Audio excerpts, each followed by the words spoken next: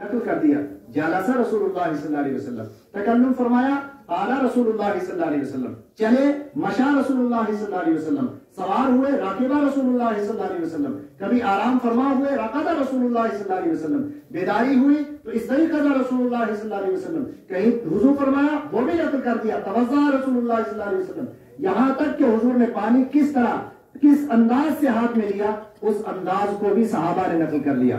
اتنی محفوظ زندگی دنیا میں کسی کی نہیں ہے جتنی محفوظ حضور علیہ السلام کی زندگی۔ ایک تو یہ فرق ہے، اور دوسرا فرق دیگر انبیاء کرام کی زندگی اور حضور علیہ السلام کی زندگی میں یہ ہے کہ حضور علیہ السلام کی سیرت مکمل ہے اور دیگر عام انسان تو دور کی بات انبیاء کرام کی سیرت بھی مکمل نہیں ہے۔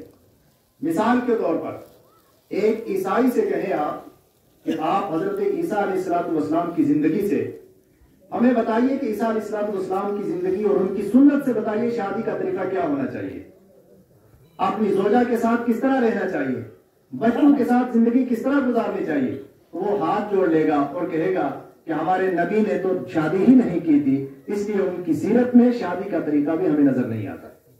لیکن سرور کائنات صلی اللہ علیہ وسلم کی زندگی وہ عظیم زندگی ہے جو اپنے مرتبہ اور مقام سے لے کر اپنے ہر لمحہ کے لحاظ سے اتنی کامل اور اتنی مکمل ہے کہ انسانی زندگی میں جب بھی کسی مسئلے کی ضرورت ہوتی ہے تو سیرت رسول باضابطہ اس میں رہنمائی کرتی ہوئی دکھائی دیتی ہے۔ تو اس دو اعتبار سے نبی کریم علیہ السلام کی زندگی دیگر انبیاء کرام کی زندگی سے ارفع و اعلیٰ ہے۔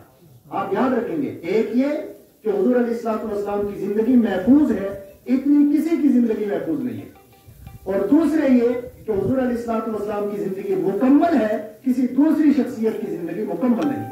اب ہمیں اپنی زندگی دیکھنی ہے اور حضور علیہ السلام کی زندگی دیکھنی ہے۔ سیرت رسول کا جب ہم مطالعہ کرتے ہیں تو در حقیقت حضور علیہ السلام کی زندگی تاریخی اعتبار سے 3 ادوار پر مشتمل ہے، یہ آپ یاد رکھیں گے۔ پہلا دور حضور علیہ السلام کا مکہ شریف میں بچپن سے لے کر 40 سال کی عمر تک، اس کو قبل اعلان نبوت کی زندگی کہا جاتا ہے۔ 40 سال سے پہلے جب حضور نے اعلان نہیں فرمایا، قبل اعلان نبوت یہ حضور کی زندگی ہے۔ اور دوسری زندگی اعلان نبوت کے بعد باقی 13 سال تک مکہ میں حضور علیہ السلام رہے، تو اس کو مکی زندگی کہا جاتا ہے سیرت کی کتابوں میں۔ اور تیسری زندگی حضور علیہ السلام جو 10 سال ہجرت کے بعد مدینہ شریف میں رہے، اس کو حضور علیہ السلام کی مدنی زندگی کہا جاتا ہے۔ یہ اصطلاحی مفہوم ہے حضور علیہ السلام کی سیرت کے۔ قبل اعلان نبوت 40 سال، مکی زندگی 13 سال، اور مدنی زندگی حضور علیہ السلام کی 10 سال کی زندگی۔ اس طرح 63 سالہ حضور علیہ السلام کی ظاہری حیات مبارکہ ہے۔ یہ پوری 63 سالہ زندگی اس قدر محفوظ ہے کہ حضور علیہ السلام کی زندگی کا ایک لمحہ بھی ہماری نظروں سے اوجھل نہیں ہے۔ ایک مثال میں دے کر کے آگے گزرنا چاہتا ہوں۔ مثال کے طور پر جو کچھ جلوت میں ہوا وہ صحابہ کرام نے نقل کر دیا، اور جو کچھ خلوت میں ہوا وہ ازواج مطہرات نے نقل کر دیا، وہ اہل بیت پاک نے نقل کر دیا۔ یہ 2 جماعتیں تھیں۔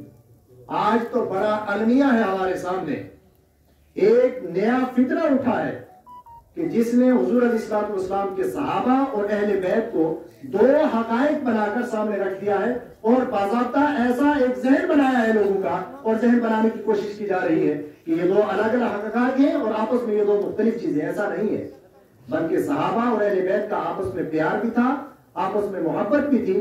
دونوں کی ذمہ داری کیا تھی؟ اہل بیت پاک کی ذمہ داری یہ تھی کہ خلوت میں حضور علیہ السلام نے جو کچھ کیا ہے وہ نقل کریں، اور صحابہ کی ذمہ داری یہ تھی کہ جلوت میں حضور نے جو کچھ کیا ہے وہ نقل کر دیں۔ در حقیقت ان دونوں طبقات کی ذمہ داری یہ تھی کہ سرکار کی زندگی کو نقل کر دیں۔ یہی وجہ ہے کہ جو کچھ حجرات میں ہوا وہ ازواج مطہرات نے نقل کر دیا۔ حضرت فاطمہ زہرا رضی اللہ تعالی عنہا کے کاشانہ میں جو کچھ ہوا وہ حسنین کریمین نے اور مولا کائنات نے نقل کر دیا، یا خاتون جنت رضی اللہ تعالی عنہا نے نقل کر دیا۔ اور جو کچھ مسجد نبوی میں یا مدینہ کے بازاروں میں یا مدینہ کے باہر کہیں پیش آیا وہ ابوبکر صدیق اور حضرت عمر نے نقل کر دیا۔ گویا کہ حضور کی زندگی کا کوئی ایک لمحہ بھی ہماری نظروں سے اوجھل نہیں ہے۔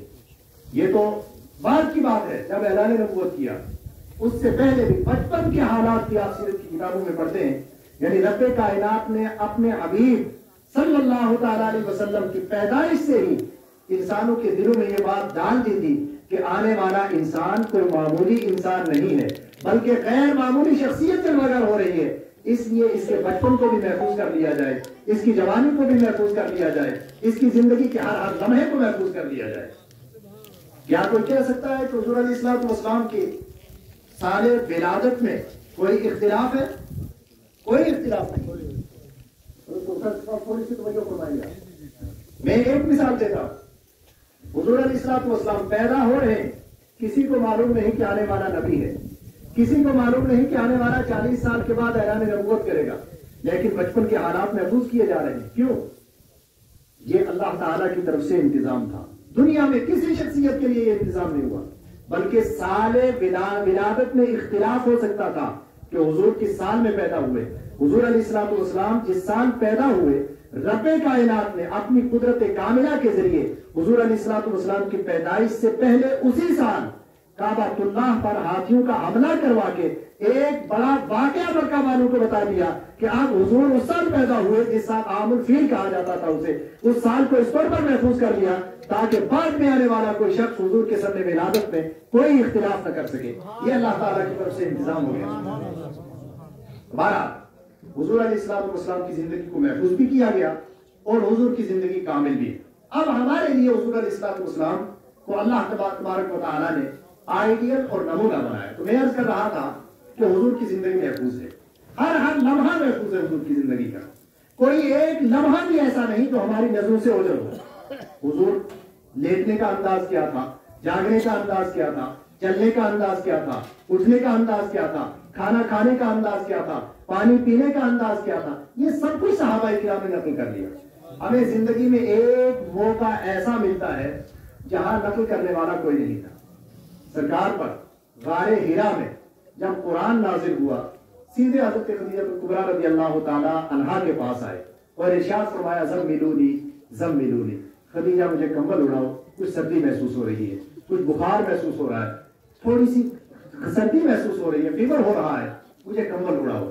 حضرت خدیجہ کبریٰ رضی اللہ تعالی عنہا، یہ کیفیت جو حضور کی غار ہرا سے آنے پر، حضور چونکہ پہلی مرتبہ وحی الہی نازل ہوئی تھی، عجیب کیفیت تھی حضور علیہ السلام کی، یہ کیفیت ام المؤمنین حضرت خدیجہ کبریٰ نے نقل فرما دی اور ہمارے وہاں تک پہنچ گئی، ہم نے پڑھ لیا اسے، بخاری نے روایت کر دیا، ہم نے پڑھ لیا۔ یہ کیفیت روایت کرنے والی حضرت خدیجہ تھی۔ اب کمبل اڑا دیا گیا اور واپس سیدھی حضرت ورقہ بن نوفل کے پاس چلی گئی۔ کمبل اڑانے کے بعد ورقہ بن نوفل